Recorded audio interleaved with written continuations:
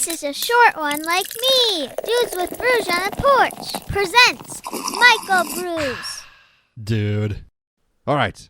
Now we're One, good. 2, 3. You got me loud and clear? I sure do. All right, cool. All right, here we go again. Craft Brews and Casual Conversations. Once again, the guest that keeps on guesting all the way from Australia, down under, and whatever other euphemisms and slogans they have. Cranky, they're here. Gough. Well, crikey, I am here. That is correct, Drew. Well done. And throw another shrimp on the barbie. But thank you for allowing me to come back on the show. Yeah, absolutely. I always love having you on. You're here to talk about your latest film, Idiom, which is kind of a change of pace, if you will, to some of the, I guess, what we've grown accustomed to in the world of Beernuts Productions. Well, yes, it's still a comedy, but it's a bit of a different kind of a comedy, bit darker, and also there's an actual storyline this time. It's not a mockumentary type thing. There's an actual storyline, and it sort of follows the progression of a couple, Shani and Darren, and things take a bit of a turn for the worst, and there's a few little twists and turns in there. Yeah, absolutely. And you said in the email when you talked to me, like, yeah, this is a little different. And I was like, okay, what could I possibly be stumbling on? And then for once you're not playing yourself in a mockumentary capacity. You have a character name. You are somebody else. You're taking form of a new, if you will, and you're also not. You are personally not like the narrator. You are part of the story. You're not telling the story, which is was that something you were looking to do, trying to explore, or is it just an idea you had and you're like, oh, I'll do this part? Yeah, pretty much the second one. So, yeah, because there is a narrator in the story, but Charles, who does the voiceover for me, has a very good narrator type voice. He's is an older man, and he's very stiff upper lip, as we would say in Australia. Yes, sir. Very good, very good. And so he's got a perfect voice for a narrator's type voice. So I thought, well, we'll get Charles to do that, and I'll actually play the dude. So, because that might be a fun thing to do. And look, my acting range is very limiting. I'm not going to talk myself up too much. It's still in my wheelhouse. I mean, I don't, it's not a DiCaprio type, crawling through the jungle kind of a performance that I'm giving. It's still my usual sort of shtick, but just done in a slightly different way. Yeah, it was good, and the film opens up. It starts with you, and as it goes on, I found myself asking myself, well, who is this about? Yeah, well, it does take a bit of a turn. So it does sort of start with me, but then the story sort of progresses into Shani, more of Shani's story, because it's more about her. She sort of carries the piece, but it is also important to get to know my character, being as I play a reasonably large part at the start of the film. So it sort of gives you an idea as to the psyche of what's going on, so to speak.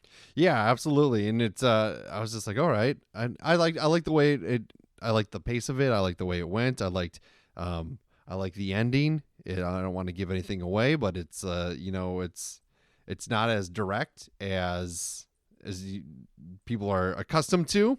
What was kind of the inspiration to switch things up?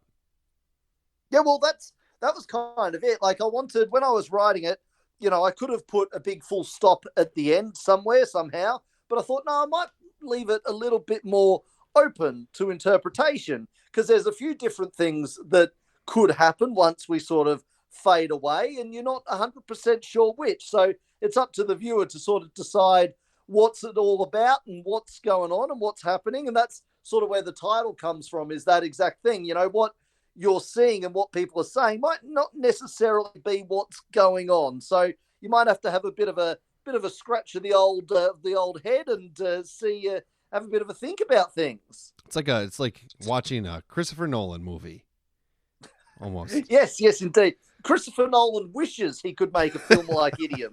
Actually, yeah, I agree. He probably does. He probably does. Um, one thing. So, did you? Is that your house in the movie? No. So there's two houses that we used in the film. One house we use all the time, which is a friend of mine, Shelley. She lets me use her house because it's a really good house for filming because it's like two houses in one. Downstairs is like one house and upstairs is another. So that was good. And then there's an Airbnb that's like two doors down from where I live. Interesting. So I use that. And also Lucy, the actress, actually flew in from Sydney to do the role.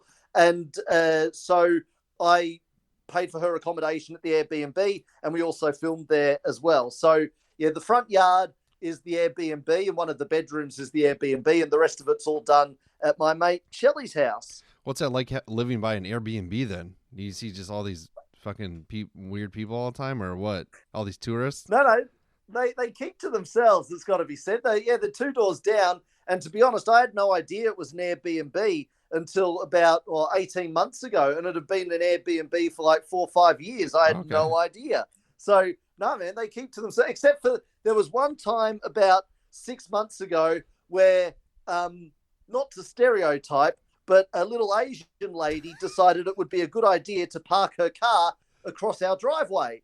And then nobody could escape our house because there was a car blocking our driveway, and we're like, who the fuck is this? And then we realized, I bet it's somebody from the Airbnb. So we went and knocked on the door, and a little Asian lady ran down the street. Oh, I'm so sorry. And then moved her car. So, but that's been the only bit of interference. Besides that, they really do. They just stick to themselves. They're very well behaved, I suppose. Well, that's good. And mostly, is it mostly people that are just visiting Australia or here on business? Yeah, well, see, no. Well, we live about 15 minutes out of like the main centre of the Gold Coast, so it's not that far out, and it's reasonably. I don't know how prices go, to be honest, because I don't Airbnb a lot, but I would say it's more on the expensive side. So they don't get the riffraff, as we would say in Australia. They get the more. They do get the backpackers from time to time, but I think it is more older folks who are driving around the country sort of in a retirement kind of a situation. So they're a little bit more expensive. So I think that keeps out the unsavory demographic, shall we say. Yeah, that could be your another film in the future. Your take on Airbnbs and rental properties like that. Well, yes, because you often hear of people trashing Airbnbs and whatnot. I don't know that I'd want the cost involved in all that sort of stuff, but you never just know what might be coming down the pipe. But it's actually the third time I've used the Airbnb because it is very convenient just being two doors down, and it means that we get, because I rent it out, so it means we get the run of the house. So it actually works out. I don't have to worry about anybody or anything else. I just get the keys and I can do whatever I want pretty much. So it actually works out quite well. And I'm sure I'm not the only filmmaker who has thought of that as a nifty little trick to make things easier for filming. I mean, you do have to pay for the room or the space, but in the long run, I reckon it makes life a lot easier and quicker having just the run of a house and being able to do what you want to do. So I'm sure that, I'm not the only filmmaker who's using Airbnbs to make their movies. Yeah, and they recently came out with they're going to ban and make sure nobody has secret cameras in those places anymore. So you can walk around naked and do whatever you want, knowing that some pervert's not going to see it. It wouldn't bother me anyway. I'd walk around naked regardless. You're lucky I'm wearing a T-shirt right now. Right? Or am I unlucky that you're wearing a T-shirt? I don't know. Well, yes, that's very. In Australia, we would say that I am tackle out. That's what we would say. Yeah, awesome. One thing I noticed while watching the movies, and it was kind of fitting for what was happening as well. But is it always that windy? Well, we got very lucky with filming because they'd forecast that it was going to hose down with rain, and I'm like, oh great, we've got, as you saw, we have a lot of outside shooting to do, and I'm like, oh geez. And so it was windy, as you rightly point out, and there was nice dark clouds all the time, which is actually good for filming because you don't have to worry about shadows or anything like that. So I'm all good with it being overcast. And there was a few times where there'd be like a drop, and I'm like, oh no, here it comes.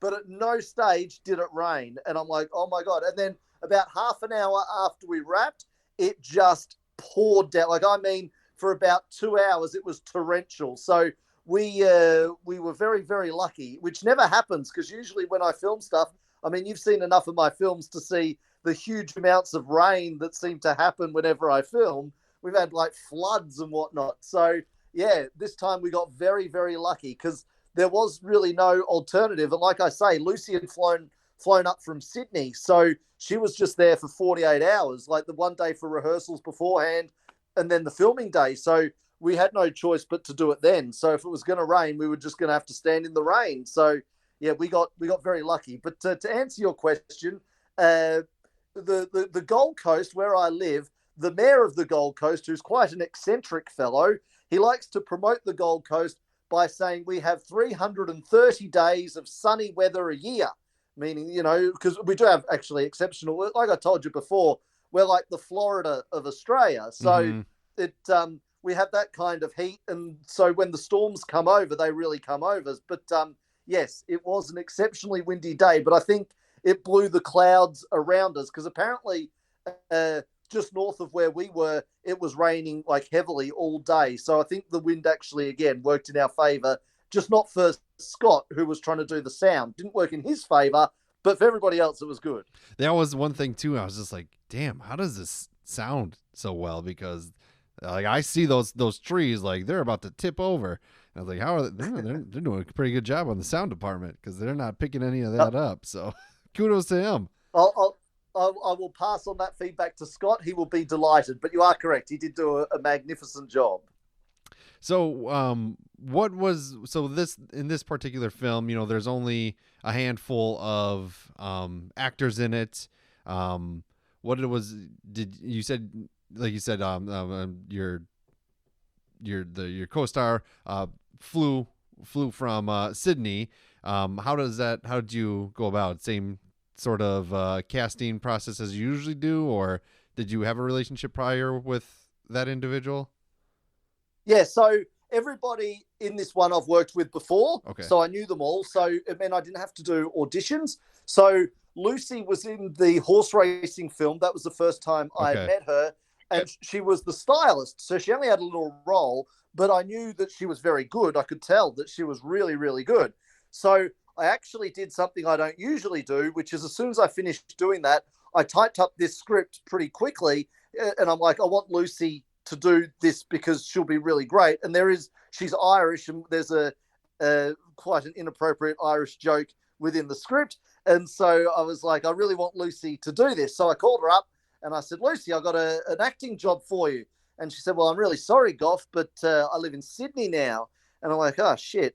And she said, but send me the script anyway and we'll see. So I said, all right. So I sent her the script, and then she called me back like the next day and was like, I really love it. It's really funny. It's really good. So I'll fly up and I'll do it for you. And I'm like, really? She said, yeah, absolutely. So I said, oh, well, thank you very much. So I got very lucky with Lucy.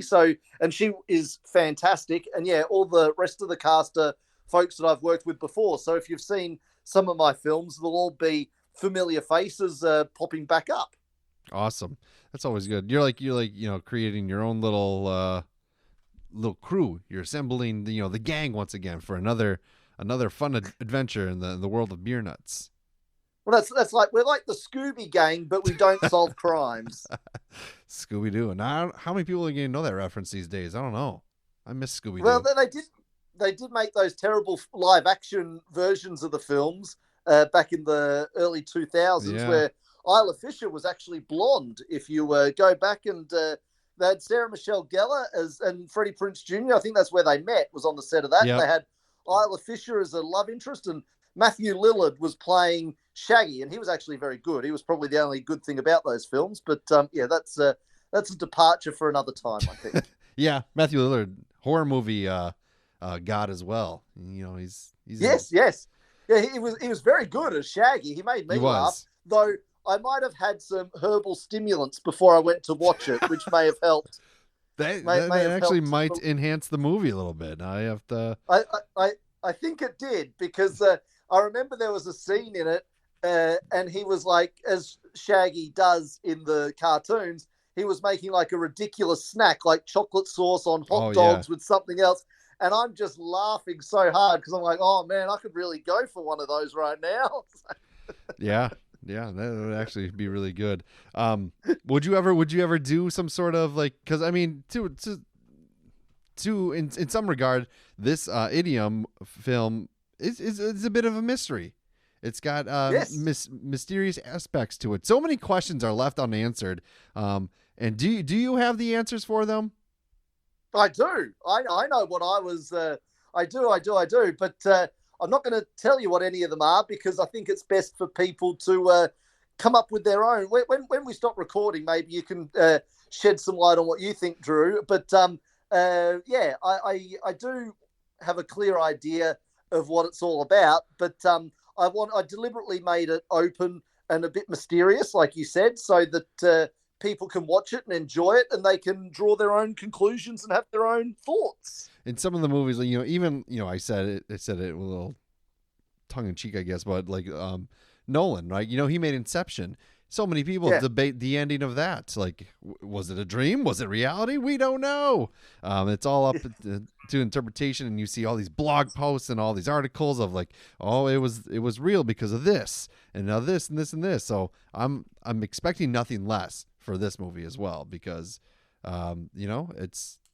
it's good. It's presented in a fun way. It's got the comedy aspect as you're known for, and it also leaves you just wondering, huh? And that's powerful. Well, that's yeah, no, that's what I was hoping. Obviously comedy is my jam, so that's the number one thing. But then there's so many different ways and things you can use it, and so I thought this time, like I say, I wanted to do a bit more of a narrative of a story, and also have something where it's a little bit more open and open to interpretation. Give the viewers something a bit different, a bit fun to watch and sink their teeth into. Yeah, and when it comes to like films and movies that I watch, I always gravitate towards the comedies, but I also like it when, like, I think some of the best movies that are like the best dramatic movies have a good amount of comedy in it because it eases the tension of things that you're watching. It's good to laugh during those moments, stressful moments, but it also makes the movie even more impactful. Like and we might have talked about it before, but there's scenes in The Joker with Joaquin Phoenix that are pretty funny. And I was the only one laughing, but I was like, that's a funny moment. And I think it was meant to be funny. Yes. Have you seen that one? Yeah, absolutely. I agree with you 100%. And I think of Coen brother films. They're really good at doing that sort of stuff where their stuff can be a bit dark, but, it's sort of a drama comedy, I mean, think of No Country for Old Men and other films like that. I mean, there's some really, really funny lines in those films, So, the Coen brothers are a good example. They did Burn After Reading, which is another one where that's more of a sort of a mystery kind of a thing. But again, there's some really hilarious scenes. But yeah, the Joker, well, I mean, it's Todd Phillips that made it, who did Hangovers. not American Pie, but he did the other one with Tom Green. Oh, what was it Road called? Trip? I forget. Yeah, that's it. Road Trip. He did Road Trip. So I mean, when you think of that sort of humor, it's sort of he sort of lends himself to that sort of dark, sort of twisted comedy that works really well in the Joker. So, and I agree. Like even in TV, Breaking Bad is a great example. Mhm. Like there were some really funny scenes and things in Breaking Bad that went over people's head because there was so much other shit going on, and people were like, why are you laughing? I'm like, that's fucking hilarious. So yeah, that's I agree with you 100%. I love it when they're able to mix the comedy into whatever they're doing. It works really well. Are you planning on doing more kind of films like Idiom? Well, you'll just have to wait and see. The next one is in the works. It may be more of a back to being a mockumentary style, the next one, but there will be different like I say, I love comedy as a genre, and there's so many different ways you can present it. So I'm always looking to sort of push the boat out, as they say, and make sure that I keep everything fresh and original and trying to do different things in that comedy genre. So I've got no doubt there will be more films of that sort of nature in the pipeline coming down, or different ways of doing comedy. But I think the next one will be back to being a mockumentary, because I do enjoy pulling subjects apart. Okay, awesome. Yeah, and they're always good, and they're always got a lot of good laughs in it. So are you still doing the Beernuts podcast? Yes, yeah. We're just I've run out of episodes at the moment, so I've got to go back in the studio and post some. There will be you very kindly contributed to with the, because I asked people to write in questions just for a fun one. I thought I'd sit in the studio and answer some questions because people like to ask me questions, and I'm happy to answer them. So I thought we'll do it all in one go on a podcast episode. So I got to get my ass back into the studio, and I will record that down with all the questions I was asked. So I'll get that down, and while I'm in the studio, hopefully I'll get a few other guests to pop in as well, and we'll put down some more episodes. Yeah, I was gonna say I'm waiting for that response. I was looking, I was like, where's the answers, Gough? Well, you'll just have to be patient, Drew. I mean, there's only so many things one man can do at a time. You're right. You are a busy guy, and the fact that you are releasing a movie and the next one's already in the works is just it's good. It really speaks to your writing and your ability to write, that you're able to kind of keep turning them out, but they're not like, it's not like shit. They're good, and they're funny, and they have like they serve their purpose. So I commend you on being able to do that. Oh, thank you very much. Keep the compliments going. I'll just happily listen. Yeah, your head is very shiny today. I went to the bowling alley and stuck it in where the balls get waxed, just especially for this interview.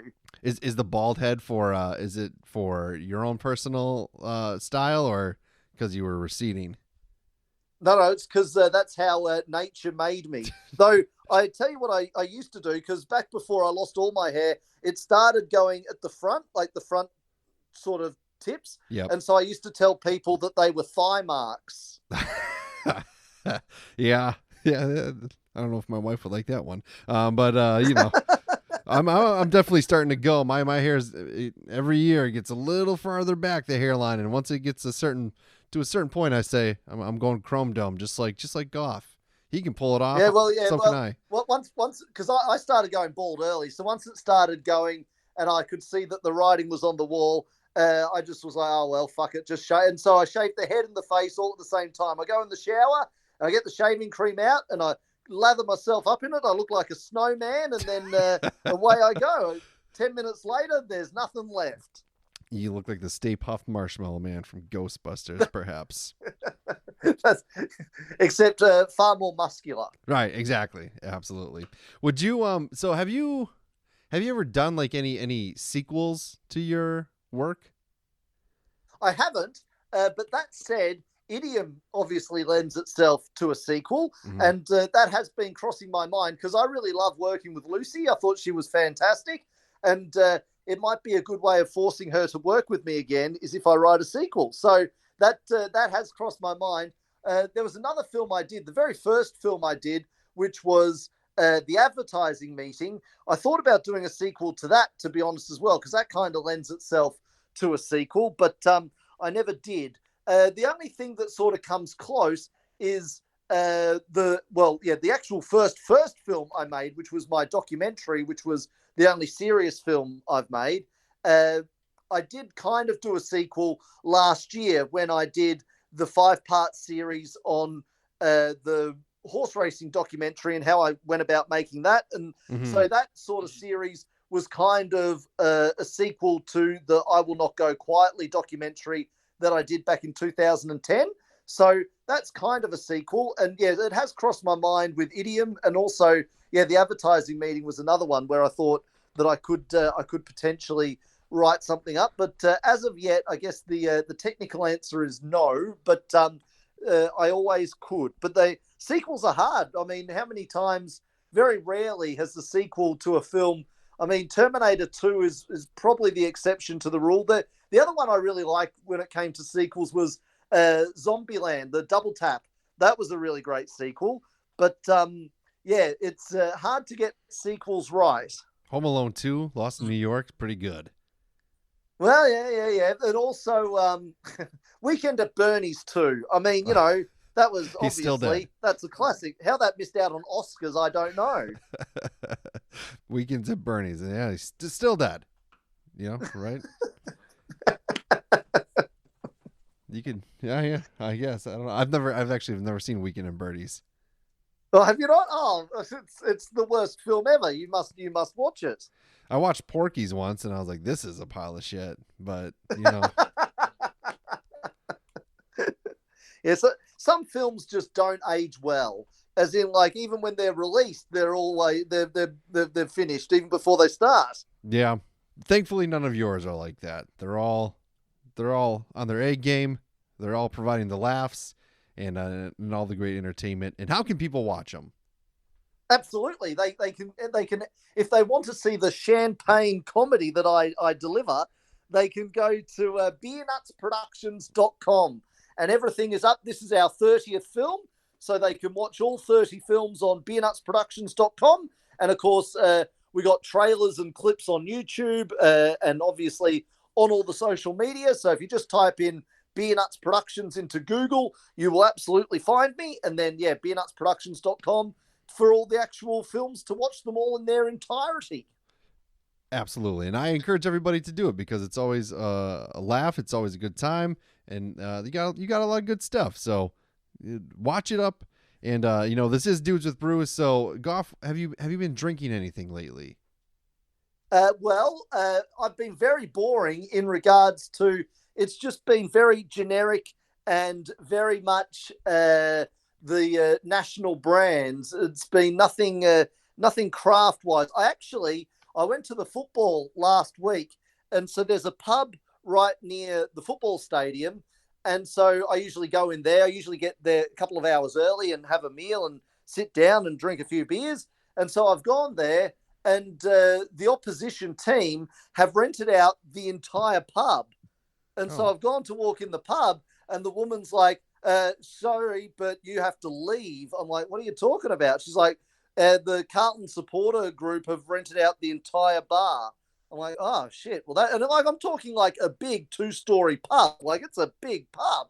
And I'm like, oh, well, that's no good. So I had to try and find somewhere else. And the best I could do is just Carlton Draft and Victoria Bitter, which are two very generic 100-year-old multinational beers. So, I've been very dull indeed. What about you, Drew? Hopefully you've got a better tale to tell.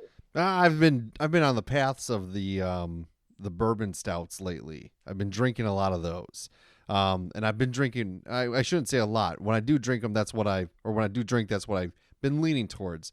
I haven't been drinking that much at all lately. I'm trying to cut it out a little bit. I hate hangovers, so I don't want to have those. And I'm trying to lose weight. And so I actually joined Weight Watchers recently. And I've been looking at the points, and I'm like, holy shit. Most of these beers are like, almost a third of my day. So I gotta make sure I bank up my weekly points and then really go on a bender.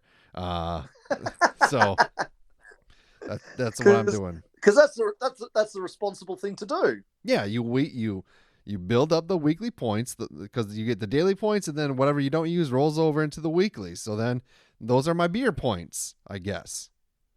So well, when I was a young guy, I used to drink a lot of Bundaberg rum. So Bundaberg rum is made out of pure sugarcane. So it is a very sweet, dark rum. And you mix it with Coke, which makes it even sweeter again. And I remember a Canadian friend of mine, I gave him a Bundy and Coke once, and he said, I think I now have diabetes. It is that sweet. Anyway, point is that it's very, like, that's not the drink you want to be drinking if you want to lose weight, because it is literally fat in a glass, because it is just raw sugar turned into, like, I actually did the tour of the Bundaberg rum distillery when I went up to Bundaberg, and I did a tour of the distillery, and it was awesome. If anybody goes to Bundaberg, I'd recommend that they do it because it was fantastic. And like you get tasters at the end and stuff, but they've got this big 2-story high tin shed, which is full of molasses. So they get the sugar cane, turn it into molasses, and then turn that into the rum. And it's like, I said to the guy, because there's like a bridge over the top of the molasses that you can walk across. And like the bridge is like a story high, and all below you is just pure molasses. And I said to him, what would happen if someone jumped in there? And he said they would drown because it's like quicksand. It is like thick molasses. There's no getting, you'd be done. It'd be over. So, that's it's a cool and interesting experience. But my point being is, Drew, I do have a point, and that is, if you're looking to lose weight, don't decide to drink Bundaberg rum from Australia, because that's not going to help the process at all. Yeah, I mean, you got to treat yourself every once in a while. But I'm just trying to, shed these pounds, and now I'm not like morbidly obese by any means, but I'm still trying to. I haven't eaten a hamburger in almost a year, which is super depressing. I haven't had a Reuben in almost a year, which is my favorite sandwich in the world. That's super depressing. But I'm also trying to be healthier. My blood pressure is great. Last year at this time, it was not great. It was really, really bad. And I was like, I don't want to do the medication stuff. I felt like I was too young for it. And I was like, I just got to change my lifestyle a little bit. And that's what I've been doing. Now I'm just trying to drop some more weight. And whenever I go out to eat with my friends, I stare at their food while I chew on a piece of lettuce. Well, it's important to exercise as well, man. You got to maybe up the exercise, and then you can get back into having a few Reubens from time to time. Yeah, I do exercise pretty frequently. I bit of a runner. I run a lot, but next week I have to get an MRI on my knee. So yeah, we'll see how that goes. No running for me anytime soon. Likely we'll have to have surgery, and getting old, dude. That's how it goes. Falling apart.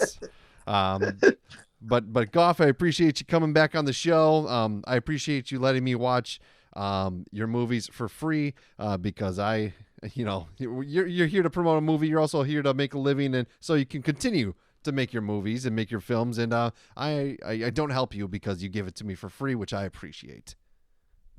No, yes, obviously you got to watch the film. Otherwise, you'd be asking me all kinds of strange questions that have nothing to do with the movie at all, and it would be very confusing. But obviously, we encourage everybody to support Beernuts Productions, so that, as you rightly say, I can make more films and keep the independent entertainment scene up and happening.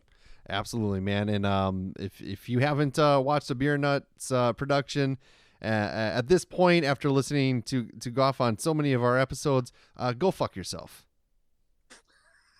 That's right. Yes, abuse your listeners. That's the thing to be done. And I also I second and endorse that comment. But after you've gone and fucked yourself, you can then go to Beernuts Productions and make amends by downloading all 30 films. Gough, always great to have you on. Appreciate it. Cheers, Drew. Have a great day, my friend.